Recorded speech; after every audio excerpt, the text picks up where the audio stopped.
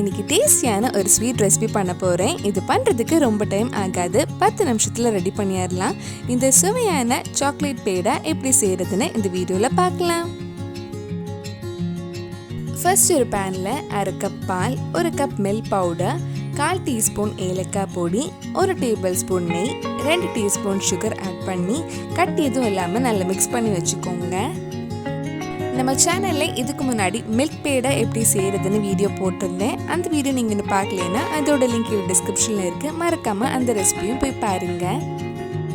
இது கூட 40 ரூபாய் ஒரு டைரி மில்க்கும் ஆட் பண்ணுறேன். இனி லோ ஃப்ளேமில் வச்சு நல்லா கெட்டி ஆகிற வரைக்கும் மிக்ஸ் பண்ணிகிட்டே இருக்கலாம்.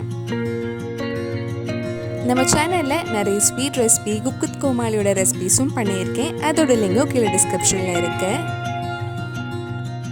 இப்போ இது கொஞ்சம் கெட்டியாக ஆரம்பிச்சிருக்கு. லோ ஃப்ளேம்லேயே இருக்கட்டும், கை விடாமல் கிண்டி விட்டே இருங்க.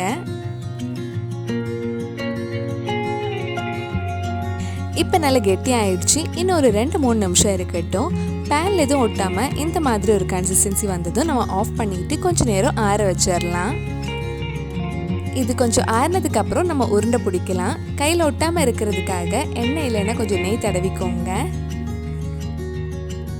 இனி இது அழகாக ரவுண்ட் ஷேப்பில் உருண்டை பிடிச்சிட்டு நடுவில் கொஞ்சம் அழகுக்காக ஒரு பாதாம் வைக்கிறேன்.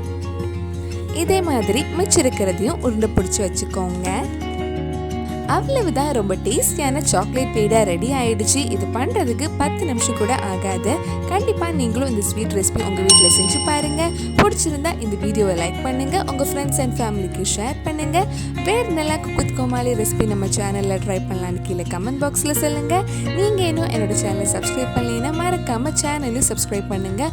கூடவே அந்த பெல் ஐக்கனை ப்ரெஸ் பண்ணால் நான் புது வீடியோ போட்ட உடனே உங்கள் ஃபோனுக்கு நோட்டிஃபிகேஷன் வந்துடும்.